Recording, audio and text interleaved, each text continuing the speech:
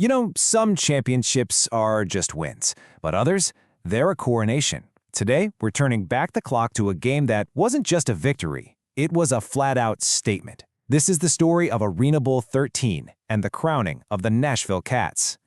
So who was in the ring for this one? On one side, you had the hometown heroes, the Nashville Cats. And on the other, the tough-as-nails New Jersey Red Dogs. Two teams ready to leave it all on the field for the biggest prize in arena football. The stage was set for a truly epic clash. Or so we thought, because this wasn't an epic clash. It was a demolition. I mean, look at that score, 49-21. A blowout like that doesn't just happen. It tells a story of complete and total dominance. So what made one team so unstoppable, and the other just completely overwhelmed? Well, the seeds of this victory were planted way before kickoff. The Cats had just roared through the season, landing as the top seed with an incredible 12-2 record.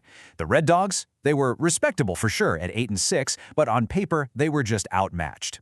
That 28-point gap in the final score, that started right here, with Nashville's season-long superiority and a home field advantage they were about to turn into a weapon. And let me tell you what an advantage it was. Just picture it. August 21st, 1999. The arena, which everyone called the Alley, was absolutely buzzing. The energy from that hometown crowd was like a tidal wave, and New Jersey was about to get swept right out to sea. Right from the very first whistle, Nashville unleashed an absolute firestorm. The first half wasn't just good football. It was a relentless, precision-engineered offensive onslaught. I mean, the Cats came out swinging, and they just never stopped. They dropped 3 quick touchdowns in the first quarter alone. Quarterback Andy Kelly hits Tyrone Jones, then he finds Corey Fleming, and to cap it off, Jason Bratton just powers his way into the end zone. Just like that, boom, it's 21-7. And what was so crazy was how easy they made it look. It was like quarterback Andy Kelly was out there just dealing cards, and every single one was an ace. The Red Dogs' defense had absolutely no answer for that surgical passing attack. None. By the time halftime rolled around, the damage was done, 35-14. And that huge lead wasn't just built on offense. Oh no, it got a massive boost from a critical pick six by the two-way star Corey Fleming, who took an interception all the way to the house. So, if the first half was this amazing display of offensive firepower, the second half? Well, that turned into a masterclass in defensive dominance. Nashville was about to slam the door and lock it.